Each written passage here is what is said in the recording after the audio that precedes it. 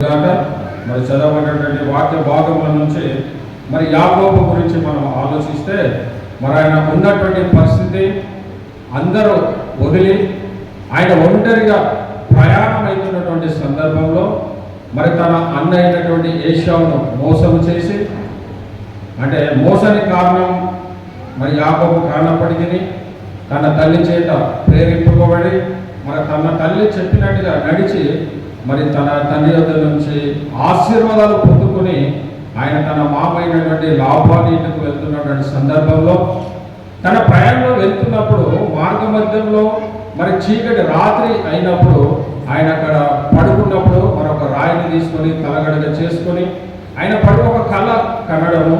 మరి కళలో ఏంటంటే మరి ఆకాశానికి భూమికి ఒక నిచ్చెన వేయబడి మరి దేవదూతలు పైకి కిందికి దిగుచు దాన్ని తన యొక్క కళలో ఆయన చూడడము. దాన్ని చూసిన తర్వాత ఎప్పుడైతే ఉదయకాలంన మరి మేలుగా వచ్చినప్పుడు మరి ఆయన తన కలిగినటువంటి దానిని బట్టి ఇది పరిశుద్ధ స్థలము అని ఆయన ఒక అద్భుతమైన మాట.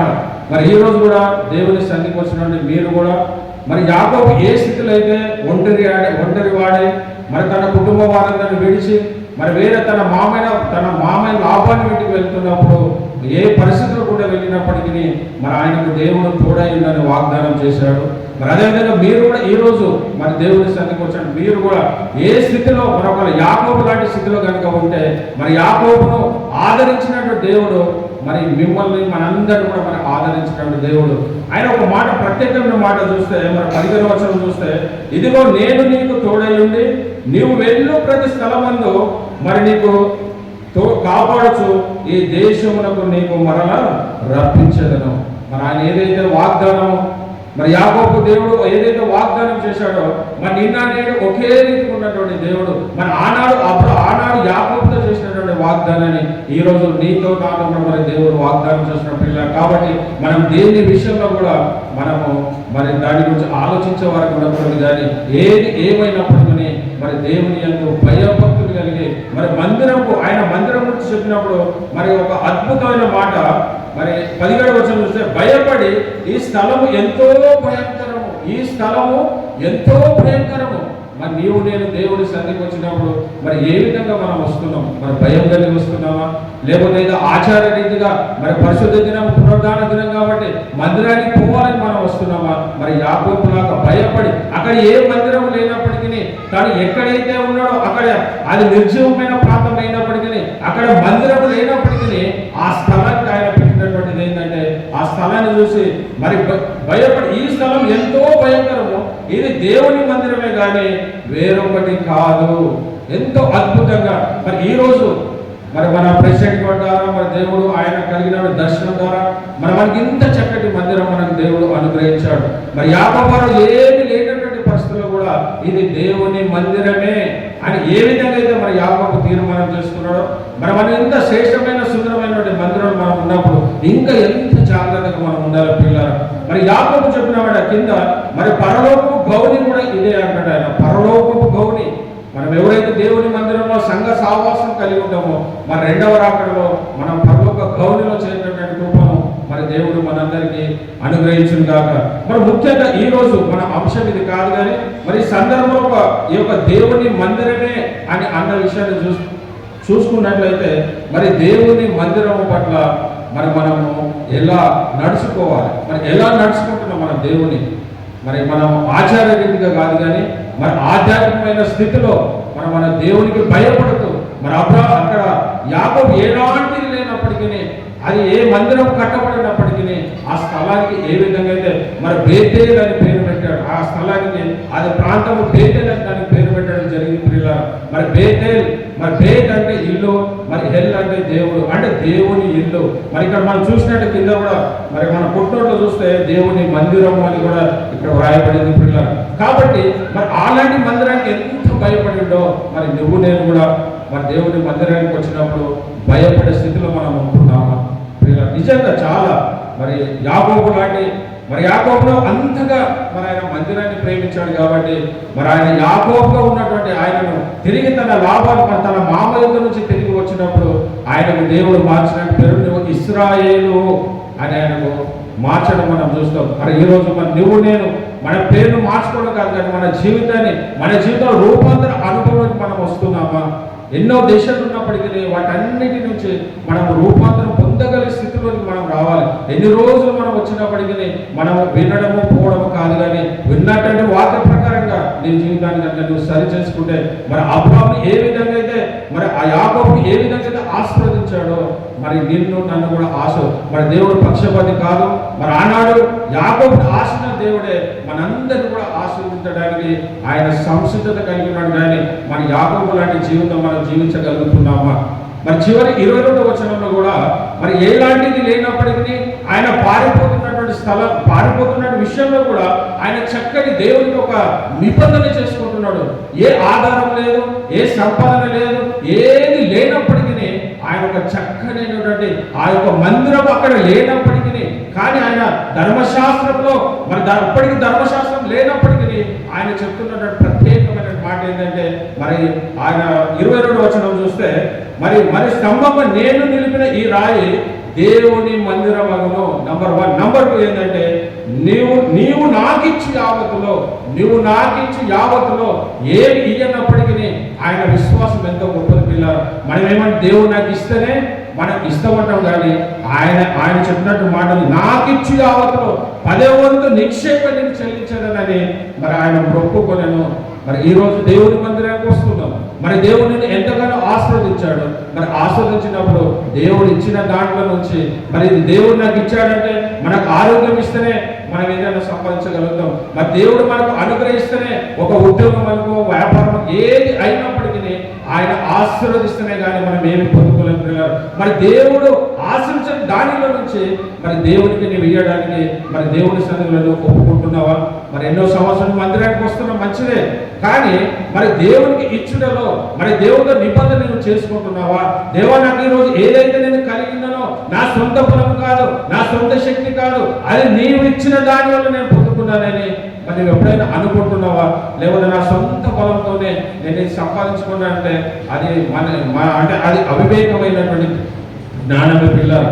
కాబట్టి ఈరోజు మరి దాని గురించి కొద్దిగా మరి యాకోబు, మనం ఇక్కడ మందిరం గురించి మాట్లాడుకోవాలి, కానీ మరి యాకోబు ఎలాంటి వాడు, ఎలాంటి స్థితిలో మనను అసలు మరి యాకోబు నుంచే 12 గోత్రాలు ఇశ్రాయేలు రావడం, వారి నుంచి మొత్తం ఈ పరిశుద్ధ గ్రంథం అంతా కూడా మరి ఆ యొక్క యాకోబు గురించి పిల్లలు. మొట్టమొదట ఆయన చేసినటువంటి ఏంటంటే ఆ దేవుని మందిరం పట్ల ఆయన భయపడే వ్యక్తిగా మనం చూస్తున్నాం. మరి ఈరోజు మరి అదే కాకుండా మరి దేవుని యొక్క మందిరానికి మొట్టమొదటిగా మరి ఆయన చేసినప్పుడు ఏంటంటే పారిపోయి ఎక్కడికి వచ్చాడు, అక్కడైతే ఉన్నాడు, దేవుడు ఆయన విడిచిపెట్టలేదు. కానీ మరి దేవుడు ఆయనకు తోడై ఉండి ఆ దర్శనాన్ని ఇచ్చిన తర్వాత మనం కూడా ఈరోజు మరి యాకోబును కనుక మనము మాదిరిగా తీసుకుంటే, మరి మొట్టమొదటిగా దీనిలో మనం ఆలోచించినట్లయితే మరి దేవుని యొక్క మందిరానికి రండి. మొట్టమొదటి అంశం ఏంటంటే మనము దేవుని మందిరానికి రావాలి. 6 రోజులు నువ్వు ఎక్కడ ఉన్నప్పటికీ, ఏ పని చేసినప్పటికీ, మరి పరిశుద్ధ దినము పునరుద్ధాన దినమున మరి దేవుని మందిరానికి వచ్చేవాడిగా నువ్వు ఉంటున్నావా? ఒకవేళ దేవుని మందిరానికి వస్తే మరి వచ్చి నువ్వు ఏ విధంగా మరి నీ యొక్క యాటిట్యూడ్ కానీ, నువ్వు మాట్లాడే విధానం కానీ, నువ్వు కూర్చునే విధానం కానీ దేవుడు ఎలా ఉంది రావడానికి ప్రాముఖ్యం కాదు, కానీ మరి వచ్చిన నువ్వు దేవుని సన్నిధిలో మరి ఏ విధంగా నువ్వు దేవునికి కనపరుస్తున్నావు. మరి మొట్టమొదటిగా మరి దేవుని యొక్క మందిరానికి రండి అనే విషయంలో చూస్తే మరి కీర్తన గ్రంథం 11:4 కనుక మనం ఆలోచిస్తే మరి నువ్వు మందిరానికి వచ్చి ఏమి చేయాలి? మరి కీర్తన 11:4 చూస్తే మరి దేవుడు అద్భుతమైన మాట, యెహోవా తన పరిశుద్ధ ఆలయంలో ఉన్నాడు. యెహోవా చాలా ఇక్కడ చెప్పినటువంటి మాట, యెహోవా తన పరిశుద్ధ ఆలయంలో ఉన్నాడు. మరి నువ్వు నేను కూడా దేవుడు పరిశుద్ధ ఆలయంలో ఉన్నాడని వస్తున్నావా? లేకపోతే మరి ఆచార భక్తితోనే మరి ఆదివారం కాబట్టి దేవుని మందిరానికి పోవాలని వస్తున్నావా? మరి ఇక్కడ అద్భుతమైన మాట, మరి దావీదు చెప్తున్న మాట, యెహోవా తన పరిశుద్ధ ఆలయంలో ఉన్నాడు.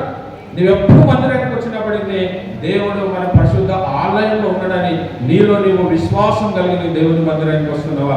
లేకపోతే మరి పరిశుద్ధ దినం కాబట్టి, ఆదివారం కాబట్టి మరి ఆచార రీతిగా దేవుని మందిరానికి పోవాలని నువ్వు వస్తున్నావా? ప్రియులారా, కాబట్టి మరి ఎందుకు దేవుని మందిరానికి రావాలి? మరి దేవునికి మందిరానికి వచ్చిన వలన మరి ఇంకో విషయం కూడా మనం ఆలోచిస్తే కీర్తనలు 84లో కూడా ఆలోచిస్తే మరి దేవుని మందిరానికి ఎందుకు రావాలంటే ఆయన నీ పట్ల అనేకమైనటువంటి మేలులు అనేకం చేశాడు కాబట్టి ఆ మేలులకు కృతజ్ఞతగా మరి గత వారమంతా దేవుడు నిన్ను కాచి కాపాడాడు. మరి కాపాడిన విధానం బట్టి దేవుని మందిరానికి వచ్చి మరి ఆయనను దేవుని మందిరంలో ఉన్నాడని నువ్వు విశ్వసించగలుగుతున్నావా?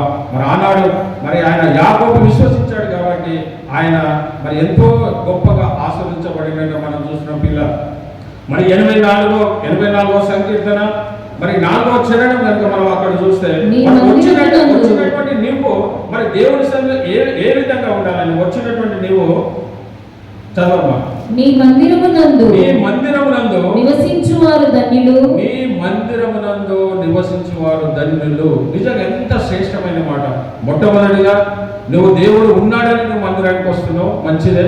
మరి రెండో ఒకవేళ నువ్వు దేవుని మందిరానికి వచ్చిన తర్వాత మరి దేవుడు ఇచ్చేటటువంటి ఆశీర్వాదం ఏంటంటే నీ మందిరమునందు నివసించువారు ధన్యులు. మరి ధన్యులు అంటే ఎవరంటే మరి ధన్యులు అనుకుంటాం అంటే సకల ఆశీర్వాదాలు అంటే ఏ ఆశీర్వాదం కూడా పొదవ లేకుండా మరి ఆయన యాకోబు ఏలాంటి ఆశీర్వాదాల చేత మరి ఆయనను ఆశీర్వదించాడో మరి సమస్తమైన ఆశీర్వాదాలు ఏది పొదవలేనటువంటి స్థితిలో మరి నేను అన్ని అలాంటి ఆలోచనగా ధన్యులు అనడానికి సమస్తమైన ఆశీర్వాదాలు నొందిన వాడినే ధన్యులు అంటారు పిల్లలు. కాబట్టి ఎప్పుడైతే నువ్వు మొట్టమొదటిగా మరి దేవుడు మందిరంలో ఉన్నాడని పరిశుద్ధ ఆలయంలో ఉన్నాడని మందిరానికి వచ్చావు. మరి రెండోది ఆలోచిస్తే నువ్వు మందిరానికి వచ్చిన తర్వాత తన మందిరంలో నివసించేవారు ఎవరు? ధన్యులు. నువ్వు ఈరోజు మరి ఇంకో మందిరంలో నువ్వు నివసించి మన దేవుని ఆరాధిస్తున్నావు అంటే ఇది మరి నువ్వు ధన్యుడవే ప్రియులారా. కాబట్టి మరి ఇంకో 10వ చరణం కనుక 10వ చరణం కనుక అంటే 84 10వ చరణంలో చూస్తే నీ ఆవరణంలో ఒక్క దినము గడుపుట 1000 దినముల కంటే శ్రేష్టము. 1000 దినముల కంటే ఏదైనా శ్రేష్టమైన నీకు ఉన్నదంటే లోకంలో దీనికంటే శ్రేష్టమైనటువంటి ఏది లేదు ప్రియులారా. ఈరోజు చాలా మంది ఈ శ్రేష్టాన్ని పోగొట్టుకొని మరి ఆదివారం రోజున మరి అనేకమైన పనులు పెట్టుకొని వాళ్ళు లోకంలో వాటిని ప్రేమిస్తూ మరి ఆదివారం అని కూడా లెక్క చేయకుండా మరి వాళ్ళ సొంత పనులను చూసుకునే వారికి ఉంటున్న పిల్లలు. కాబట్టి మరి ఇక్కడ మరి దేవుడు ఇస్తున్న అద్భుతమైనటువంటి ఏంటంటే నీ ఆవరణంలో ఒక్క దినము గడుపుట 1000 దినముల కంటే మరి ఇంతకంటే అత్యధికమైనటువంటి దేవుడు మనకు ఒక్క దినం కనుక నువ్వు దేవుడి సన్నిధిలో గడిపితే మరి అది 1000 దినముల కంటే శ్రేష్టం అన్నాడు పిల్లలు. కాబట్టి మరి యాకోబు ఏ విధంగా అయితే మరి అన్ని విధాలుగా ఆయనను ఆశీర్వదించిన విధానాన్ని చూస్తే ఈ రోజు మరి యాకోబును ఆశీర్వదించిన దేవుడు నిన్ను మనలందరినీ ఆశీర్వదించలేడా? మరి మన దేవుడు నమ్మకమైనటువంటి వాడు, ఆయన పక్షపతి గాడు. మరి నిన్న నేడు ఒకే రీతికి ఉన్నటువంటి దేవుడు ఆనాడు చేసినటువంటి కార్యాలు ఈ రోజు కూడా మన మధ్యలో చేయడానికి ఆయన సంసిద్ధత కలిగి ఉన్నాడు. కానీ నువ్వు యాకోబు లాంటి జీవితం మనం కలిగి ఉన్నావా? మొట్టమొదటిగా మన దేవుడు ఆయన మందిరంలో ఉన్నాడని నువ్వు నమ్మాలి. మరి రెండవదిగా ఆయన మందిరం నందు వచ్చేవారు ధన్యులు. అది నీకే ఆశీర్వాదం, ఎవరికో కాదు. నువ్వు మందిరానికి రావడం వలన నీకే ఆశీర్వాదం, కానీ అది వేరే వాళ్ళకి కాదు పిల్లల. అదే కాకుండా మూడవది మనకి చూసిన నీ ఆవరణంలో ఒక్క దినం గడుపుట 1000 దినముల కంటే శ్రేష్టము. అన్ని శ్రేష్టమైన దానిని నువ్వు పోగొట్టుకుంటున్నావేమో. మరి లోకంలో ఉన్నటువంటి పనుల భారాన్ని బట్టి మరి లోకంలో ఉన్న సమస్తమైనటువంటి నీవు వాటికి దాసుడు అయిపోయి మరి ఆదివారం దేవుని మందిరానికి రాలేనటువంటి స్థితిలో కనుక నీవు ఉన్నావేమో. మరి మనము పరీక్షించుకున్న పిల్ల ఒకవేళ పరిశుద్ధ దినాన్ని కనుక నీవు ఆచరించకపోతే మరి నిర్గమకాండం 31వ అధ్యాయము 15వ వచనం చూస్తే నువ్వు ముద్దుడవే అని చెప్తాడు. నిర్గమకాండం 31వ అధ్యాయము 15వ వచనం చూస్తే పిల్లలు అక్కడ మరి దేవుడు ఒకవేళ నువ్వు పరిశుద్ధ దినాన్ని ఆచరించలేనటువంటి స్థితిలో కనుకుంటే మరి దేవుడు అక్కడ చెప్పబోయే మాటలు కనుక మనం ఆలోచిస్తే మరి నువ్వు మృతుడవే అని మరి అక్కడ అద్భుతమైన మాట దేవుడు రాశాడు. 6 దినములు పని చేయవచ్చును, 6 దినములు పని చేయవచ్చును, 7వ దినము యెహోవాకు ప్రతిష్ఠిత దినము. ఆ విశ్రాంతి దినమున పనిచేయు ప్రతి వాడును తప్పక మరణ శిక్ష నందును. నీవు అనొచ్చు, అయ్యా మేము మరణ శిక్ష ఎందుకున్నామయ్యా, మేము మందిరం కూడా ఎన్నో ఆదివారాలు మేము మందిరానికి రాలేము, కానీ మరి ఈ రోజు మేము సజీవంగా ఉన్నాం కదా, ఎలాంటి మరణశిక్ష మనకు లేదు అని నువ్వు అనుకోవచ్చు, కానీ అది నువ్వు ఆధ్యాత్మికంగా నువ్వు మరణించినట్టు దేవుని దృష్టిలో ఆత్మీయమైన స్థితిలో శారీరకంగా నువ్వు బ్రతికుండొచ్చు, కానీ ఆత్మీయమైన స్థితిలో నువ్వు దేవుని దృష్టిలో చనిపోయిన వాడవే. కాబట్టి మనము దాన్ని తప్పకుండా మరి ఆదివారాన్ని మర్చిపోయేవారు కూడా పిల్లలు ఏది ఏమైనప్పటికీ ఒకవేళ నువ్వు హాస్పిటల్లో ఉండి లేవలేనటువంటి పరిస్థితులు ఉంటే తప్ప నువ్వు అన్ని రకాలుగా ఉన్నప్పటికీ ఎవరు చిన్న కార్యము నువ్వు అడ్డు పెట్టుకుని మందిరానికి మానేస్తే మరి దేవుడు చెప్పినటువంటి దేవుని దృష్టిలో నువ్వు మరణించిన వాడవే. నువ్వు బ్రతికుండొచ్చు, కానీ నువ్వు దేవుడి దృష్టిలో ఎలా ఉన్నావంటే మరి మరణించిన వాడిగా నువ్వు ఉంటావు పిల్లల. ఇది మొదటిది, అంటే దేవుని యొక్క మందిరానికి రండి. వచ్చిన తర్వాత దేవుడు చెప్పినటువంటి విషయాలను మనం గమనించాం. మరి రెండవదిగా మరి దేవుని మందిరంలోకి వచ్చి ఏం చేయాలి, మనము ఆయనను స్తుతించాలి. రావడమే ప్రాముఖ్యం కాదు, వచ్చినటువంటి మనము మరి మనం స్తుతించాలి దేవుని. వచ్చి మనం వెళ్ళిపోవడం కాదు, కానీ నువ్వు మందిరానికి వచ్చావు ఫస్ట్ బాగానే ఉంది, మరి మందిరానికి వచ్చినటువంటి నీవు మరి దేవుని స్తుతించే స్థితిలో నువ్వు ఉన్నావా? మరి 92వ కీర్తనలు చూస్తే మరి ఆయన దావీదు సూచించిన విధానాన్ని కనుక మనం ఆలోచిస్తే మరి మందిరానికి వచ్చి ఊరికే ఉండకూడదు, కానీ మరి దేవుని మందిరానికి వచ్చినటువంటి నీవు మరి దేవుని స్తుతించే వాడిగా నీవు ఉంటున్నావా పిల్లలు? 92:1 మనం ఆలోచించినట్లే యెహోవాను స్తుతించుట మంచిది, యెహోవాను స్తుతించుట మంచిది, మహోన్నతుడా. చాలా మంచి యెహోవాను స్తుతించుట మంచిది. అది చెడు అయితే కాదు కదా. మరి నువ్వు మందిరానికి వచ్చి మొదటి నువ్వు నెరవేర్చావు, మంచిగా ఉంది. మొదటి పాట ఏదైతే మనం చెప్పుకున్నామో మరి దేవుని యొక్క మందిరానికి రండి అని చెప్పి దానికి వచ్చావు, మరి దేవుని మందిరంలో ఉన్నావు, మంచిదే. కానీ రెండవ స్టెప్ కనుక నువ్వు ఆలోచిస్తే మరి దేవునిలో నువ్వు స్తుతించేవాడిగా నువ్వు ఉంటున్నావా? మరి యెహోవాను స్తుతించుట మంచిది. దేనికి? నీ కుటుంబానికైనా నీ వ్యక్తిగత జీవితానికైనా ప్రతి విషయంలో కూడా స్తుతించడం అనేది చాలా మంచిది. మరి నువ్వు అలాగా స్తుతించే స్థితిలో నువ్వు ఉంటున్నావా? మరి అదే మనం కనుక అది ఆలోచిస్తే మరి 103వ కీర్తనలో 10:11 మరి ఏ స్థితిలో నువ్వు ఉన్నప్పటికీ మరి ఏనాటి తప్పిపోయిన స్థితిలో నువ్వు ఉన్నప్పటికీ మరి దేవుడు ఇచ్చినటువంటి అద్భుతమైనటువంటి మాట పిల్లరా, 103వ సంకీర్తన 10:11 కనుక మన పాపములను బట్టి మనకు ప్రతీకారము చేయలేదు, మన దోషములను బట్టి మనకు ప్రతిఫలం ఇయ్యలేదు. నిజంగా ఎంత మంచి దేవుడు అంటే మనం చేసినటువంటి క్రియలను బట్టి కనుక దేవుడు మనకు తన త్రాసులు పెడితే మనం తప్పైనప్పటికీ తన ప్రేమను బట్టి ఇంకా తన కృప చొప్పున మనల్ని ఇంకా కూడా మనం అనుకోవచ్చు, అయ్యో నేను ఇన్ని తప్పులు చేస్తున్నాను కదా, లోకానుసారంగా జీవిస్తున్నాను కదా, ఇంకా దేవుడు అవకాశం ఇస్తాడంటే దేవుని యొక్క ఆశ ఒకటే. అంటే ఏ ఒక్కరు కూడా నశించిన దేవునికి ఇష్టం లేదు. కాబట్టి మరి దేవుడు నశించిన దానినే మన వెతికి రక్షణ కొరకు ఈ లోకానికి వచ్చాడు. కాబట్టి ఆయన ఆశ ఏంటంటే నువ్వు ఇక్కడైనా నా బిడ్డ మారుతాడేమో, ఇక్కడైనా నా బిడ్డ నా మార్గంలో వస్తాడని చెప్పి నీకు అవకాశం ఇస్తున్నాడు. కానీ ఆ అవకాశాన్ని ఒకవేళ ఆయన మనం చదివిన వాక్యంలో చూస్తే మన పాపం బట్టి మనకు ప్రతీకారము చేయలేదు. మన ఒకవేళ ఆయన ప్రతీకారం చేస్తే మనం ఎవరికి కూడా మరి ఉండలేము, ఇలా భూమి మీద ఎవరికి కూడా ఉండలేము. కానీ ఆయన ఇంకా కూడా మనకు తన కృప చొప్పున ఇంకా నా బిడ్డ మాట్లాడేమో అని మనకు మన భౌతికంగా ఆలోచిస్తే మన బిడ్డలు ఏ తప్పు చేసినప్పటికీ మనము తర్వాత క్షమిస్తాం మన పిల్లలను. వాళ్ళు తప్పు చేసినప్పటికీ మన పిల్లలు ఏ విధంగా అయితే మనము వారిని మరి వాళ్ళని ఏ విధంగా అయితే వాళ్ళని మనం ప్రేమిస్తామో మరి దేవుడు ఎన్ని తప్పులు చేసినప్పటికీ మరి ఆయన మన దోషం బట్టి మన భూమి కంటే ఆకాశం ఎంత ఉన్నదో ఆయన ఎంతో భయభక్తులు గలవారిగా ఆయన కృప అంత అధికంగా ఉన్నదంట. మరి ఎంత శ్రేష్టమైన మాట.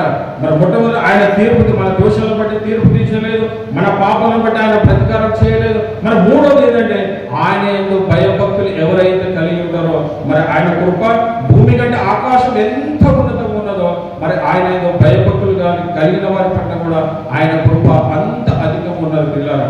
కాబట్టి మరి నువ్వు ఏ విధంగా మరి ఆయన కృపను పొందుకోవడానికి మనము పాత్రలుగా ఉన్నామా, లేకపోతే మరి మనము మన ఇష్టానుసారంగా మనం జీవించే వారికి ఉన్నామా? ఆయన కృపను పొందుకోవాలంటే ఆయన కృప ఎంత గొప్పదంటే ఆయన మనము దాన్ని కొలవలేనటువంటి మానవులు మరి ఆకాశంకు మరి భూమి కంటే ఆకాశం ఎంత ఉన్నదో మరి ఆయన ఎంతో భయభక్తులు గలవారైన ఆయన కృప అంత అధికంగా ఉన్నదన్నప్పుడు ఆ కృపను మరి నేను మరి మిస్ అయిపోతున్నామేమో. మరి మనము దేవుని సన్నిధికి వచ్చినప్పుడు మరి ఆయనను స్తుతించే వారిగా మనం ఉంటున్నామా ప్రియులారా? కాబట్టి మొదటి సమయాల గ్రంథము మరి 2వ అధ్యాయం 30లో చూస్తే చివరి లైన్ కనుక చూస్తే నన్ను గణపరచు వారిని నేను గణపరచుదును, నన్ను తృణీకరింపబడిన వారిని నేను తృణీకరిస్తున్నాడు. మరి మొదటి సమయంలో చదువు అవసరం లేదు కానీ మొదటి సమయంలో గ్రంథం 2వ అధ్యాయం 30లో చివరి లైన్ కనుక చూస్తే ఆయన చెప్పి నన్ను గణపరచు వారిని నేను గణపరుస్తాను, నన్ను తృణీకరించు వారిని తృణీకరిస్తాను మన దేవుడు చేస్తున్న పిల్లలు. కాబట్టి కీర్తనలు కూడా చూస్తే మరి 91 కీర్తనలు కూడా మరి దేవుడు మరి 14 నుంచి 16 కూడా చూస్తే అతడు నన్ను ప్రేమించున్నాడు కనుక నేను అతన్ని తప్పించదను, అతడు నా నామం ఎరిగినవాడు కనుక నేను అతన్ని గణపరచదను, అతడు నాకు మొరపెట్టగా నేను ఉత్తరం ఇచ్చేదను, శ్రమలలో నేను అతనికి తోడయ్యేదను, దీర్ఘాయువు చేత ఆయనను తృప్తిపరచదను, నా రక్షణ అతనికి చూపించదను. మరి మనము దేవుని ప్రేమించే వారికి మనం ఉంటున్నామా? మరి ఆయన నామాన్ని మనం గణపరిచే వారికి మనం ఉంటున్నామా ప్రియులారా?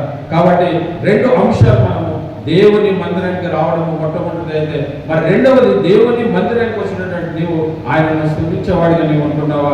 మరి మూడవది మరి దేవుని మందిరానికి వచ్చినటువంటి నీవు ఏం చేయాలంటే ప్రార్థన చేయాలి ప్రియులారా. దేవుని మందిరానికి వచ్చినటువంటి నీవు మరి ఎప్పుడైతే దేవుని మందిరానికి వచ్చావు మంచిదే, దేవుని మందిరం రెండవది ఆయన స్తుతించే స్థితిలో నీవు ఉంటున్నావా? మూడవది ఆయనను ప్రార్థించగలిగే స్థితిలో నీవు ఉంటున్నావా? మరి మనము దాన్ని చూస్తే మరి నా మందిరము సమస్త జనులకు ప్రార్థన మందిరము అనబడును, నా మందిరము సమస్త జనులకు ప్రార్థన మందిరం అనబడును. ఎప్పుడైతే నువ్వు దేవుని సన్నిధికి వచ్చి మరి దేవుని లోకంలో ప్రతి అవసరతలను మరి నువ్వు ఏ స్థితి చేత నువ్వు అనారోగ్యం చేత బాధపడుతున్నావేమో, లేకపోతే నువ్వు ఆర్థికమైన పరిస్థితుల చేత బాధపడుతున్నావేమో, నీకు ఉద్యోగం లేక నువ్వు బాధపడుతున్నావేమో, ఏ స్థితి అయినప్పటికీ దేవుని సన్నిధిలో ఆ 2 నెరవేర్చి ఈ 3వ దాంట్లో నేను ఎప్పుడైతే దేవుని సన్నిధికి వచ్చి ప్రార్థన చేస్తావో మరి దేవుడు ఇచ్చేటటువంటి వాగ్దానం ఏంటంటే మరి యోహాను సువార్త మరి 14వ వచనంలో నా నామమున మీరు ఏమి అడిగినా నేను దయచేస్తానని చెప్తాడు. మరి అది మనం నమ్ముతామా? నీకు ఎలాంటి అవసరం ఉన్నప్పటికీ, నీవు ఎలాంటి పరిస్థితులు ఉన్నప్పటికీ ఆ మొదటి క్రియలు కనుక నువ్వు జరిగించిన వాడు అయితే మొట్టమొదటి ఆయన మందిరానికి వచ్చావు, మరి రెండవది ఆయన స్తుతించావు, మూడవది స్తుతించిన తర్వాత నువ్వు చేయవలసిన మూడవది ఏంటంటే ప్రార్థన. మరి ప్రార్థన ఎప్పుడైతే నువ్వు చేస్తావో మరి దేవుడు ఇచ్చేటటువంటి వాగ్దానం ఏంటంటే మరి యోహాను 14:10లో మరి నా నామమున ఏమడిగినాను నేను దయచేసానని దేవుడు అంటున్నప్పుడు ఇంకా మనకు అధైర్యపడవలసిన అవసరం లేదు. ఏమైనప్పటికీ మరి దేవుని మందిరంలో వచ్చి నువ్వు ప్రార్థించేవాడిగా నువ్వు ఉంటున్నావా? అదే కాకుండా మరి యోహాను సువార్త 15వ అధ్యాయము మరి 7వ వచనం కూడా మరి నా యందు మీరును మీ యందు నా మాటలను నిలిచిన మీ మాటలు నిలిచిన ఎడల మీకేది ఇష్టమో అడుగుడి, మీకు ఏది ఇష్టమో అడుగుడి, అది మీకు అనుగ్రహింపబడును. ఎంత శ్రేష్టమైనటువంటి మాటలు. మొట్టమొదటిగా నా నామమున ఏమడిగినని ఇస్తున్నాను చెప్పాడు. మరి రెండవదిగా మరి 15:7 కనుక మనం ఆలోచిస్తే నా 15:7 15:7లో మరి మనం ఆలోచించినట్లయితే మరి దేవుడు నా యందు మీరును మీ యందు నా మాటలను నిలిచి ఉండిన ఎడల మీకు ఏది ఇష్టమో అడుగుడి, అది మీకు అనుగ్రహింపబడును. మరి ఏ స్థితిలో ఉన్నప్పటికీ మరి దేవుడికి నేను ఎంతకాలం నుంచి ప్రార్థన చేస్తున్నా కానీ దేవుడు నా ప్రార్థనకు సమాధానం ఇవ్వడం లేదంటే మొట్టమొదటిగా ఇవి నువ్వు నెరవేర్చేవాడి ఉంటేనే మరి దేవుడు ఈ క్రియ నీలో మరి చేస్తున్నట్టు. కాబట్టి ఈరోజు ఈ స్థితిలో మరి ఈరోజు వాక్యం ఉంటే నీవు మరి ఏ ప్రార్థన అయితే చేస్తున్నా ప్రార్థన కనుక జవాబు రాలేకపోతే ఇవన్నిటి నువ్వు పరీక్షించుకో ఒకసారి. నేను దేవుని మందిరానికి వెళ్తున్నా మంచిదే, మరి దేవుని మందిరానికి వెళ్ళినట్టు నువ్వు మరి దేవుని సృష్టిస్తున్నావా? ఏదో కూర్చొని ఆ ఎవరో పాడుతుంటే ఎవరో స్థుతిస్తుంటే నువ్వు కూర్చొని పోయేవారికి ఉంటే దానివల్ల నీకు ప్రయోజనం లేదు. ఒకవేళ అది మూడవది ఏంటంటే నువ్వు ప్రార్థన చేసే స్థితిలో నీవు ఉంటున్నావా? మరి మనము పరీక్షించుకునే వారికి మనం ఉండాలి ప్రియులారా. మరి మత్తయి సువార్త 7:7 కూడా అడుగుడి మీకు ఇయ్యబడును అంటాడు. అడుగుడి మీకు ఇయ్యబడును, మరి తట్టుడి. మనము అడిగే స్థితిలో మనం ఉన్నామా? మరి తల్లి అయినా ఏదైనా అడిగితే మరి తల్లి అయినా ఒకసారి ఇయ్యకపోవచ్చేమో కానీ మన పరమ తండ్రి అయినటువంటి ప్రభువైన యేసు క్రీస్తులో నీవు ఏది అడిగినప్పుడు ఆయన నిక్షేపంగా మనకు అనుగ్రహిస్తాడు పిల్లలు. కాబట్టి నువ్వు అడిగేవాడిగా ఉంటున్నావా? మరి దేవుని మందిరానికి వస్తున్నావు మంచిదే, మరి ఇవన్నీ క్రియ చేసిన తర్వాత నీకు ఏదైతే అవసరం ఉందో ఆ అవసరతను బట్టి మరి దేవుని నామంలో నువ్వు ఆయనను అడిగేవాడిగా నువ్వు ఉంటున్నావా? మరి ఇవి మనం పరీక్షించుకునే వారమైతే మరి 5వది మనం చూసినట్లయితే మరి మందిరానికి వచ్చావు, మరి ప్రార్థిస్తున్నావు, మరి దేవునికి నీ మనవులు అడిగావు, దేవుడు నీకు మనవులను అనుగ్రహించాడు. మరి 4వ విధంగా ఆలోచిస్తే మరి దేవుని యొక్క మందిరంలో నీ యొక్క ధనాన్ని వెచ్చించబడ్డట్టు నువ్వు ఉన్నావా? దేవుని నువ్వు ప్రేమించి నీకు ఏదైతే నువ్వు దేవుడు నీకు ఇచ్చాడో మరి ఇచ్చిన దానిలో దేవుని పరిచయ నిమిత్తం మరి సంఘం నిమిత్తం నీ ధనాన్ని నువ్వు వెచ్చించేవాడిగా నీవు ఉంటున్నావా? మరి అది చాలా ప్రాముఖ్యం. మరి మనం చదువుకున్నటువంటి 3వ వాక్యంలో కనుక మరి మనం చదివినట్టు ఆదికాండం 28:22 చూస్తే నేను 10వ వంతు నేను ఇస్తానని ఆయన ఏ విధంగా అయితే నిబంధన చేసుకున్నాడో మరి యాకోబు చేసిన నిబంధన ఈ రోజు నీవు నేను మరి ఈ మందిరం ఉన్నటువంటి మనము మన దేవుడు మనకి ఇచ్చినటువంటి ధనాన్ని మరి దేవుని పరిచయ నిమిత్తం మరి దేవుని ఆ యొక్క అనేకమైన సంఘంలో ఉన్న అవసరం నిమిత్తము నువ్వు ధారాళంగా మరి దేవుడు ఇచ్చిందే కదా, నీ స్వతాన్ని నువ్వు సంపాదించింది కాదు. దేవునికి ఇస్తేనే, దేవునికి జ్ఞానం ఇస్తేనే, దేవునికి వ్యాపారాన్ని ఇస్తేనే, దేవునికి ఉద్యోగం ఇస్తేనే, ఆయన లేకుండా ఏది పొందుకోలేవు. కానీ అన్ని పొందుకున్నటువంటి నీవు మరి నీ సొంత ఖర్చులకే నీ కుటుంబం కోసమే నువ్వు వెచ్చిస్తున్నావేమో. మరి దేవుని పరిచయలో నువ్వు దేవునికి ఇచ్చేవాడిగా నువ్వు ఉంటున్నావా? మరి దేవుడు చెప్పింది ఏంటంటే ఇయ్యుడి మీకు ఇయ్యబడును అన్నాడు. మనమేమంటామంటే దేవా నాకు ఇయ్యు నేను నీకు ఇస్తానని మనం అంటాం. కానీ అది కాదు ప్రాముఖ్యమైనది. మొదటి నువ్వు ఇచ్చేవాడిగా ఉండాలి. ఇయ్యుడి మీకు ఇయ్యబడును అన్నాడు. ఇయ్యుడి మనం మొట్టమొదటిగా మరి ఆయనను మనము ఇచ్చేవాడిగా మనం ఉంటున్నామా ప్రియులారా? మరి మలాకి గ్రంథం మన 3వ అధ్యాయం 10-11 చదివితే మరి ఒకవేళ దేవుడు కనుక నా మందిరంలో ఆహారం ఉండునట్లు 10వ భాగం అంతయు మీరు నా మందిరపు నిధిలోనికి తీసుకురండి. దీని చేసి మీరు నన్ను శోధించిన ఎడల నేను ఆకాశపు వాకిళ్లను విప్పి పట్టజాలనంత విస్తారముగా దీవెనలు కుమ్మరించదనని సైన్యములకు అధిపతి యెహోవా సెలవిచ్చుచున్నాడు. మరి ఇంత దేవుడు ఇక్కడ నువ్వు ఏదైతే దేవుడు నీకు ఇచ్చాడో ఆ 10వ భాగం దేవుని మందిరంలోకి తీసుకురండి. దీన్ని చేసి శోధించమని నువ్వు దేవునికి ఇచ్చి శోధించమంటుండే. కానీ మనం ఏం చేస్తామంటే దేవుడు నీవు ఇస్తేనే మనం ఇస్తామని మనం అంటాం. మొట్టమొదట నువ్వు దేవుడు ఏదైతే నీకు కలగజేశాడో మరి కలగజేసిన దాని నుంచి మరి దేవునికి నువ్వు ఇచ్చేవాడిగా నువ్వు ఉన్నావా పిల్లల? మరి 100వ సంకీర్తనలో మరి 4వ చరణం కనుక మనం ఆలోచిస్తే మరి అక్కడ అద్భుతమైన ఈ యొక్క ఇచ్చడం గురించి చెప్పినటువంటి మాటలు మనం ఒకసారి చదువుకున్నప్పుడు కృతజ్ఞత అర్పణలు చెల్లించుచు ఆయన గుమ్మములలో ప్రవేశించుడి కీర్తనలు పాడుచు. కృతజ్ఞత అర్పణలు నువ్వు దేవుని మందిరానికి వస్తున్నావు. మనం ఏం చూసుకున్నాం? మొట్టమొదటిగా దేవుని మందిరానికి రావాలి. రెండవది దేవుని మందిరానికి వచ్చినటువంటి దేవుడిని నువ్వు స్తుతించాలి. మరి మూడవదిగా దేవుని మందిరానికి వచ్చిన నీవు దేవుని సన్నిధిలో దేవుని మందిరంలో ప్రార్థన చేయాలి. మరి 4వదిగా మరి దేవునికి నువ్వు నీ ధనాన్ని నువ్వు దేవుడికి ఇచ్చిన దానిలో నువ్వు దశమభాగం ఇచ్చగల స్థితిలో నువ్వు ఉంటున్నావు. ఒకవేళ అదే కాకుండా మరి కృతజ్ఞత అర్పణలు కూడా దశమభాగమే కాదు. కానీ మరి ఇక్కడ చెప్తున్నట్టు మాట ఏంటంటే కృతజ్ఞత అర్పణలు చెల్లించు ఆయన గుమ్మంలో ప్రవేశించండి. మరి మందిరంలో నీవు వచ్చినప్పుడు మరి కృతజ్ఞత అర్పణ చెల్లించేవాడిగా నీవు ఉంటున్నావా? మరి మనల్ని మనం పరీక్షించుకుందాం. మరి దేవుని మందిరానికి వస్తున్నావు కరెక్ట్.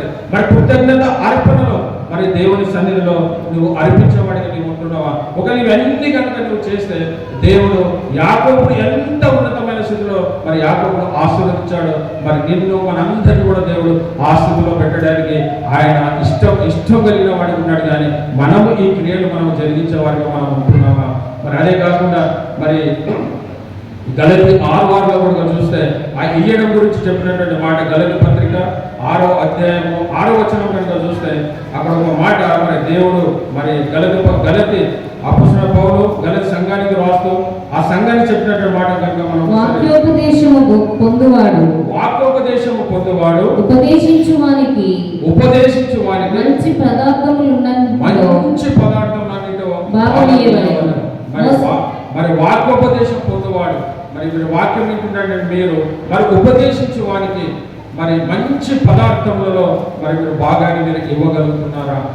మరి అది ఇవన్నీ కూడా మనము పరీక్షించుకుంటే మరి దేవుడు మరి ఆశీర్వాదాలు లేవు అనడానికి కారణం ఏంటంటే నువ్వు ఆ విధంగా మనం ఇచ్చి దేవుడిని శోధించే వారిగా మనం ఉంటున్నామా?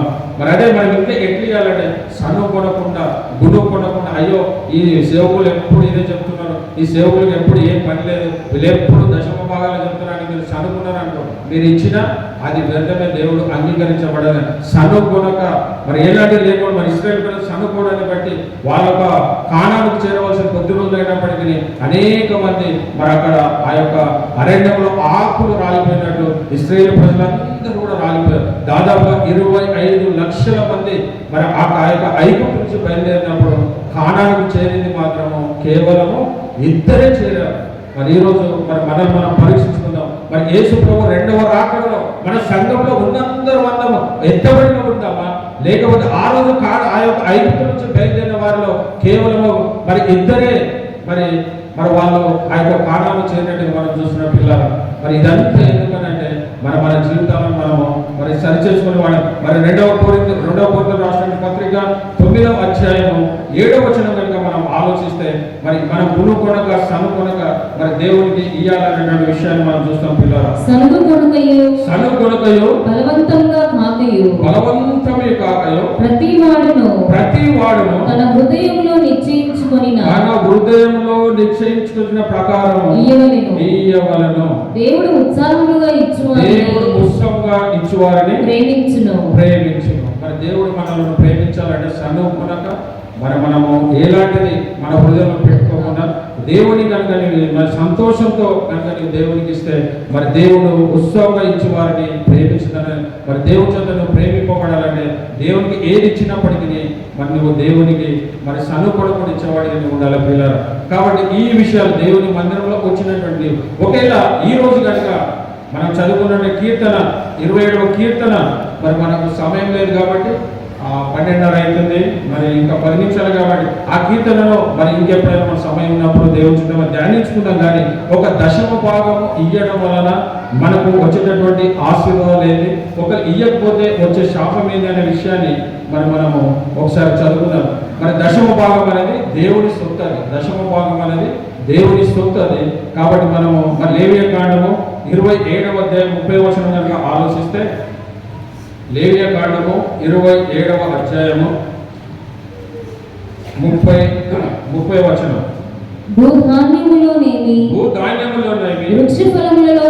వృక్షఫలములలోనేమి భూఫలములన్నిటిలో దశమ భాగము యెహోవా సొమ్ము. అది ఎవరిది? యెహోవా సొమ్ము. మనమేమనుకోవడం ఇది నా సొమ్ము, నేను సంపాదించిన, ఇది నాదే నువ్వు అనుకుంటున్నావు. కానీ మరి బైబిల్లో భూధాన్యములో వృక్షఫలమునేమి భూఫలములన్నిటిలో దశమ భాగము యెహోవా సొమ్ము. మరి ఆయన సొమ్మును మనం దొంగిలించే వారికి ఉంటున్నాం. మనం 10 ఆజ్ఞలు దేవుడు ఇచ్చిన ధర్మశాస్త్రం ప్రకారం 10 ఆజ్ఞలు ఏవైతున్నాయో మరి దొంగిలింపకూడదనే ఆజ్ఞ ఏదైతుందో నువ్వు ఏది దొంగిలిస్తలేమో మనుషుల దగ్గర లోకంలో దొంగిలించలేదేమో. కానీ మరి దేవుడు ఇచ్చిన దేవుని యొద్దనే మనం దొంగిలించేవాడిగా నువ్వు ఉంటున్నావేమో. ఈరోజు మనము పరీక్షించుకోవాలి పిల్లరా. మరి అదే మలాకి 3:10 కనుక చూస్తే మరి ఇది ఎవరికి ఇవ్వాలంటే మన సంఘానికి మనం ఇచ్చేవాడికి మనం ఉండాలి.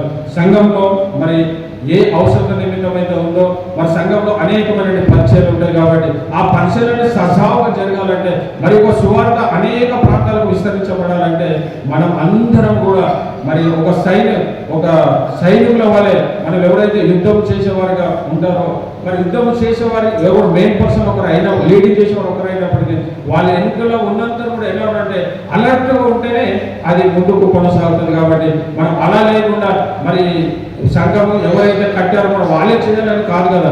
మరి అన్న ఎంతో భారంతో కట్టాడు, మరి కట్టిన దాన్ని ముందుకు తీసుకోవాల్సిన బాధ్యత ఎవరి? మనందరి పైన ఉంది. కాబట్టి మనందరూ కూడా మరి అన్న చేస్తున్న పరిచయం మనం సహకరించేవారిగా మరి అనేక సంఘాలకు వెళ్ళి మరి ఆయన సువార్తను ప్రకటించుతుండగా మరి మన వంతుగా మనం ఏం చేయగలుగుతున్నాం? మరి ఆయననే కాదు కదా, మరి దేవుడు మనల్ని కూడా ఆశీర్వదించాడు కదా. మనం ఆశీర్వాద దాంట్లోనే మరి దేవునికి మనము ఇచ్చేవారికి మనం ఉంటున్నాము పిల్ల. మరి సంఘానికి మరి ఆ కాలంలో యాజకులకు ఇచ్చేవారు. మరి లేవీలు యాజకులకు ఉండేవాడు కాబట్టి వాళ్ళకి స్వాస్థ్యం లేదు. వాళ్ళు 12 గోత్రాలు అయినప్పటికీ వీళ్ళకు లేవీలకు స్వాస్థ్యం లేదు. కాబట్టి ఆ స్వాస్థ్యం బట్టి ఏదైతే దశమో ఉందో ఆ స్వాస్థ్యాన్ని వాళ్ళు మరి ఆ యాజకులకు ఇచ్చేవారు. కానీ ఇప్పుడు యాజకుడు అనేది లేదు. కాబట్టి మన సంఘానికి మనము ఇచ్చేవారికి మనం ఉంటున్నాము. ఒకవేళ దేవునికి కనుక నువ్వు ఇస్తే లాభం ఏంటి? దశభాగం ఇస్తున్నాం. మరి నీకు లాభం ఏంటని చూసినప్పుడు మరి 2వ దినవృత్తాంత గ్రంథం 31:5 కనుక మనం ఆలోచిస్తే 2వ దినవృత్తాంత గ్రంథం 31వ అధ్యాయము 5వ వచనం. ఆ ఆజ్ఞ వెల్లడి అగుటతోడనే ఇశ్రాయేలీయులు ప్రథమ ఫలములైన ధాన్య ద్రాక్షారసములను నూనెను తేనెను సస్య ఫలములను విస్తారముగా తీసుకొని వచ్చిరి. సమస్తమైన వాటిలో నుండి 10వ వంతులు విస్తారంగా తీసుకొని వచ్చిరి. మరి అక్కడ ఇశ్రాయేలు ప్రజలు చేసినప్పుడు ఏంటంటే సమస్తము ఏదైతే వాళ్ళు కలిగిన దాంట్లో అన్నిటి నుంచి వాళ్ళు తీసుకొచ్చారు పిల్లల. అదే 31 అదే 2వ దినవృత్తాంత గ్రంథం 31 మరి 10-11 కనుక మనం ఆలోచిస్తే మరి దేవుడు ఇచ్చేటటువంటి ఆశీర్వాదాలు ఏంటి కనుక మనం ఆలోచిస్తే యెహోవా మందిరంలోనికి జనులు కానుకలు తెచ్చుట మొదలు పెట్టినప్పటి నుండి మేము సమృద్ధిగా భోజనము చేసినను చాలా మిగులుచున్నది. ఏం మిగులుతుంది? వాళ్ళు ఎప్పుడైతే దేవుని మందిరంలోనికి కానుకలు తెచ్చడం మొదలు పెట్టినప్పటి నుండి మేము సమృద్ధిగా భోజనం చేసినాను చాలా మిగులుచున్నది. మరి ఈరోజు మీ కుటుంబంలో ఆశీర్వాదాలు లేవేమో. మేము ఎంత కష్టపడినప్పటికీ మరి మేము కష్టించిన దానిలో మరి మేము ఏది కూడా పొదుపు చేయలేకపోతున్నాం. మరి ఈ విధంగా వస్తుంది, ఈ విధంగా ఎదుగుతుందంటే మరి ఈ రోజు నీ వాక్యం ద్వారా దేవునితో మాట్లాడినప్పుడు ఒకవేళ అలాంటి ఆశీర్వాదాలు పొందుకుని నీవైతే మరి కానుకలు ఇది నమ్మవలసిన మనం నమ్మాలి. నమ్ముతనే దేవుడు కార్యాలు చేస్తాడు. నీవు నమ్మినైనా దేవుని మహిమను చూద్దామని మరి యోహాను సువార్తలు చెప్పిన విధంగా మరి ఇది నువ్వు నమ్మగలిగి దేవునికి ఇస్తే మరి వీళ్ళు చెప్తున్నటువంటిది ఏంటంటే యెహోవా మందిరంలో జనులు కానుకలు తెచ్చుట మొదలు పెట్టినప్పుడు మేము సమృద్ధి అంటే ఎప్పుడైతే నువ్వు లాభం ఏంటి చాలా మంది అంటే దేవుడికి ఇస్తే లాభం ఏంటి. ఇంకోటి ఏంటంటే దీని కాంట్రవర్స్ క్వశ్చన్, అది పాత నిబంధనలు ఉంది కదా మనం ఎందుకు అవలంబించాలని. అది ఏ నిబంధన అయినప్పటికీ దేవుని సన్నిధికి తేవడం అనేది అది నీ యొక్క బాధ్యత. దేవుడికి ఇచ్చాడు కాబట్టి నువ్వు అది దేవుడికి ఇచ్చేవాడిగా నువ్వు ఉండాలి పిల్లలు. మరి రెండవది చూసినట్లయితే మరి సామెతల గ్రంథం 3:9-10 కనుక చూస్తే అక్కడ కూడా మరి ఆశీర్వాదం ఒకవేళ దేవుడికి నువ్వు ఇస్తే మరి దేవుడు ఇచ్చేటటువంటి ఆశీర్వాదాలు ఎంతో అద్భుతమైన ఆశీర్వాదాలు నువ్వు పొందుకోవాలంటే మరి దేవునికి నువ్వు ఇచ్చేవాడిగా నువ్వు ఉంటున్నావా? మరి సామెతల గ్రంథం నీ రాబడి అంతటిలో ప్రథమ ఫలములను నీ ఆస్తిలో భాగముని ఇచ్చి యెహోవాను గణపరచు. మరి ఇక్కడ కూడా మన సామెతల గ్రంథంలో మరి జ్ఞాని సొలొమోను చెప్తున్నటువంటి మాట ఏంటంటే మరి ఆ నీ రాబడి అంతటిలో దినవృత్తాంతంలో ఏదైతే మనం చదివామో మరి సామెతల గ్రంథంలో సొలొమోను చెప్తున్న మాట ఏంటంటే నీ రాబడి అంతటిలో ప్రథమ ఫలమును నీ ఆస్తిలో భాగం ఇచ్చి యెహోవాను గణపరచు. నీ ఆస్తిలో భాగం ఇచ్చి మరి యెహోవాను గణపరచు. ఒకవేళ నువ్వు ఆస్తి నుంచి ఒకవేళ గణపరిస్తే మరి దేవుడు ఇచ్చేటటువంటి ఆశీర్వాదం చూడండి 10వ వచనం. అప్పుడు నీ కోట్లలో ధాన్యము సమృద్ధిగా నుండును. మనం దినవృత్తాంతం కూడా ఏం చూసాం? సమృద్ధిగా భోజనం చేసినాం, ఇంకను మిగులుచున్నది అన్నాడు. మరి ఇక్కడ కూడా ఏంటంటే అప్పుడు నీ కోట్లలో మరి ధాన్యము సమృద్ధిగా నుండును. నీ గానుగల నుండి కొత్త ద్రాక్షరసము పైకి పొర్లిపారను. మరి సమృద్ధి నువ్వు కావాలని కోరుకుంటే మరి దేవుని మనం ఎప్పుడైనా మన దేవునికి మనం ఇచ్చేవారికి ఉంటాం. మరి చాలా మంది ఇవ్వకపోతే దేవుడు ఆశీర్వదించడా అని అది క్వశ్చన్ కాదు, మనం వేసుకోవాల్సింది కాదు. మరి దేవుడు మనల్ని ఈ రోజు ఈ స్థితిలో పెట్టాడంటే మన గొప్పతనం ఏమి కాదు, కానీ ఆయన కృప ద్వారానే మనం ఆ స్థితిలో ఉన్నాం. మరి దేవుడు మనకి ఇచ్చిన దానిలో ఉంది. మరి ఆయనకి ఇచ్చేవారుగా మనం ఉంటే దేవుడు తప్పకుండా మరి యొక్క ఈ వాగ్దానాన్ని నమ్మదగినవి కాబట్టి మరి వాగ్దానాలను మనము నమ్మిక కలిగిన వారం ఉంటాం. మనం సమృద్ధిని చూసాం, కానీ మరి ఇంకోటి పట్టజాలని దీవెనలు అంటాడు. సమృద్ధిని మనం ఎప్పుడో చూసింది ఒకవేళ దేవుడి కనుక నిలిస్తే మరి ఏంటంటే సమృద్ధిని పొందుకుంటాం. మరి రెండవది కనుక చూస్తే పట్టజాలని దీవెనలు అంటాడు. అది మలాకి 3:10 చూస్తే మరి పట్టజాలని దీవెనలు సమృద్ధిని కావాలంటే మరి దేవునికి నీవు ఇచ్చేవాడిగా నీవు ఉంటున్నావా? మలాకి గ్రంథం 3వ అధ్యాయం నా మందిరములో ఆహారం ఉండునట్లు ఉండునట్లు ఆహారం ఉండునట్లు 10వ భాగం అంతయు 10వ భాగమంతయు మీరు నా మందిరపు నిధిలోనికి నా తీసుకొని రండి. మందిరపు నిధిలోనికి తీసుకొని రండి. దీన్ని చేసి మీరు నన్ను శోధించిన ఎడల నేను ఆకాశపు వాకిళ్లను విప్పి పట్టజాలనంత విస్తారముగా పట్టజాలనంత నువ్వు ఏదైతే అనుకుంటున్నావో మనం అడుగు వాటి కంటేను ఊహించు వాటి కంటేను అత్యధికమైనటువంటి మేలు చేయగలిగిన దేవుడు కాబట్టి పట్టజాలన అంటే నువ్వు పట్టలేనంత స్థితిలో దేవుడు నీకు ఆశీర్వాదాలు ఇస్తాడు పిల్లరా. కాబట్టి ఇంకా మూడోది చూసుకొని మనం ముగించుకుందాం. మరి మూడోది నీ పంటకు కాపుదల. మరి నువ్వు ఏదైతే ఒక వ్యవసాయదారుడు అయితే నువ్వు పండించే పంటకు నీ కాపుదల కావాలన్నా ఆ కాపుదల ఎవరంటే మరి దేవుడే దాని కాపుదల అనుగ్రహించేవాడి ఉన్నాడు పిల్లలు. మరి అది 11వ వచనం మలాకి 3:11 మీ పంటను తినివేయి పురుగులను నేను గద్దించెదను. అవి మీ భూపంటను నాశనము చేయను. మీ ద్రాక్ష చెట్లు అకాల ఫలములను రాల్పక ఎండునని సైన్యములకు అధిపతి